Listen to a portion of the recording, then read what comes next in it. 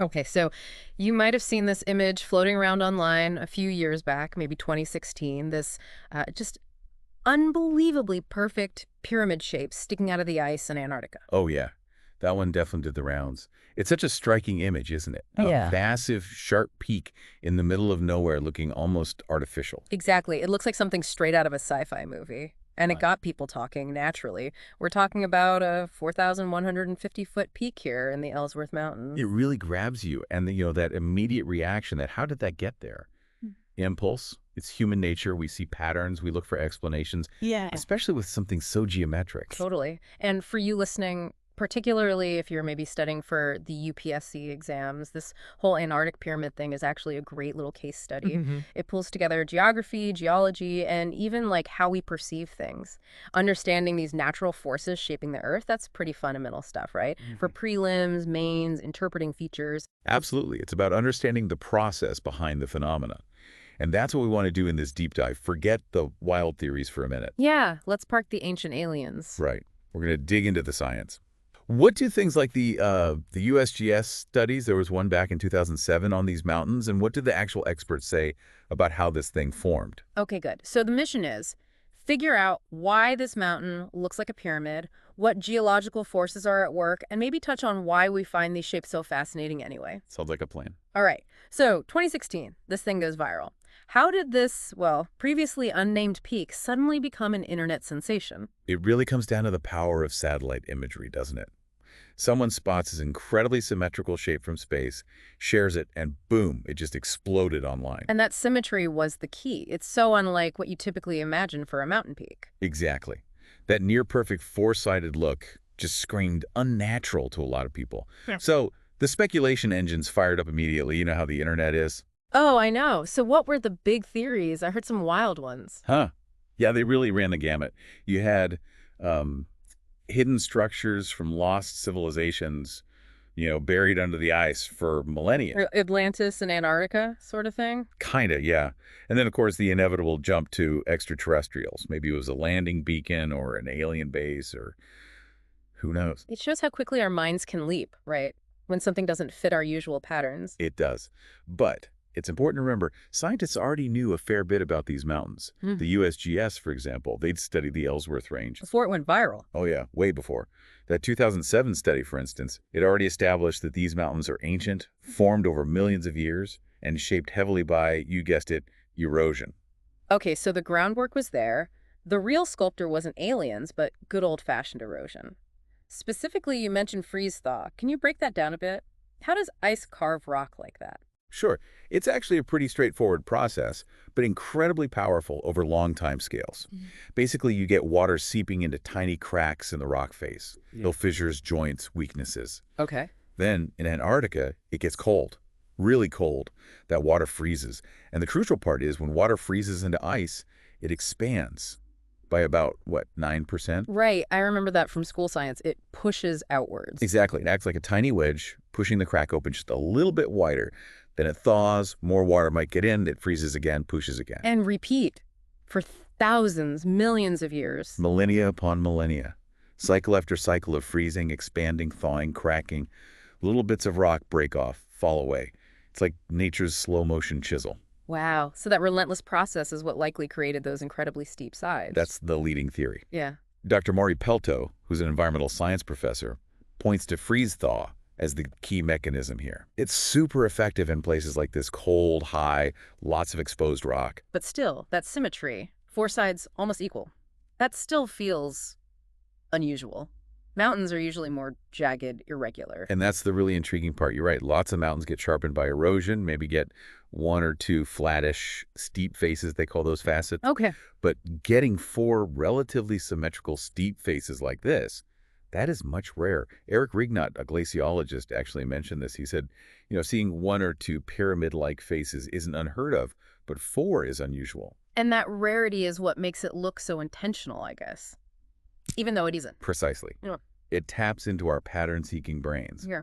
Although, interestingly, the source material does point out a slight variation. Oh. Yeah, apparently while three faces look like they were carved by similar erosional patterns, the eastern ridge seems a bit different, maybe formed differently or eroded at a different rate. Huh. So even the perfect pyramid isn't quite perfect up close. Nature rarely does perfect uniformity. There are always local factors. Maybe the rock is slightly weaker on one side or gets more wind or the ice flow is different. It adds a layer of complexity. It's a good reminder that natural processes are complex. Okay, let's step back a bit. Why are we so drawn to pyramid shapes anyway? From ancient Egypt to, well, this mountain, what's the appeal? That's a fascinating question.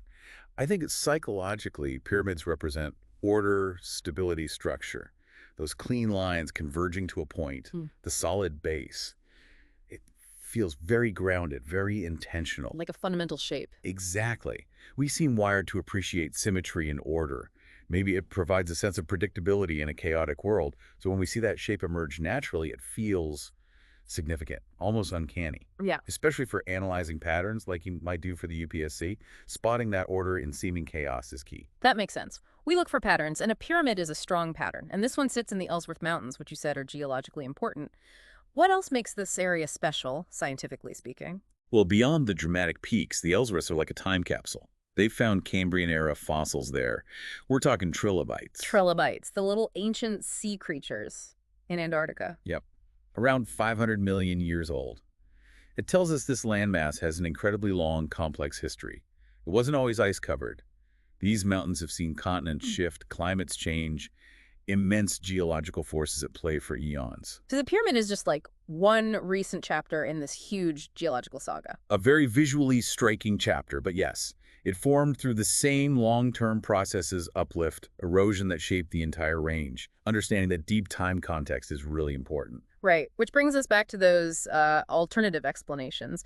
The aliens, the lost cities. How do scientists like Rignot respond when those theories pop up? Generally, with a clear, simple explanation based on the evidence, Rignot's quote was pretty direct. This is just a mountain that looks like a pyramid. Uh-huh, yeah.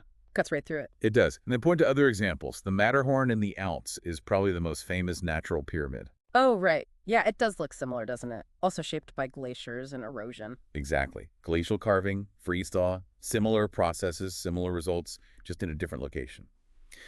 Geology gives us plenty of examples of nature creating striking geometric-looking forms without any outside help. So the Antarctic one is cool, definitely eye-catching, but not unique in being a naturally formed pyramid shape. Not unique in principle, no, though perhaps an exceptionally symmetrical example.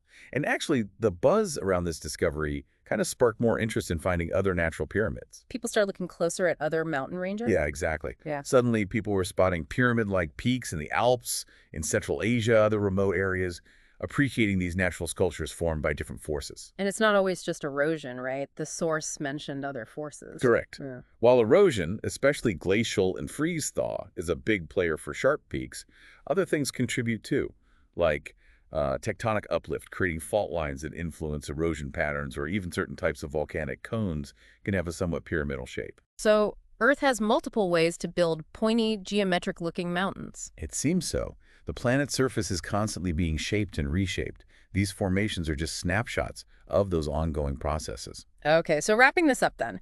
For everyone listening, and again, maybe especially thinking about UPSC prep, what's the main thing to take away from this Antarctic pyramid story? I think the core message is that appearances can be deceptive, but science provides the tools to understand reality. This mountain is a fantastic visual testament to the power of natural geological forces, specifically freeze-thaw erosion acting over vast periods.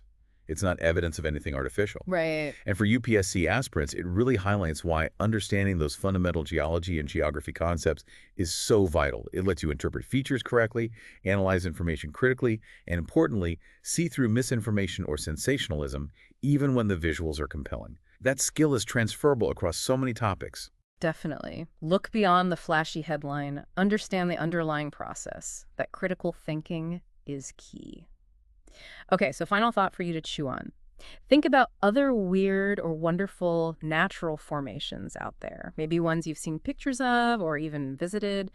How do those shapes come about? And how does our own human tendency to see familiar patterns like faces or pyramids maybe color our first impression of what we're looking at in the natural world? Something to ponder. That's a good prompt.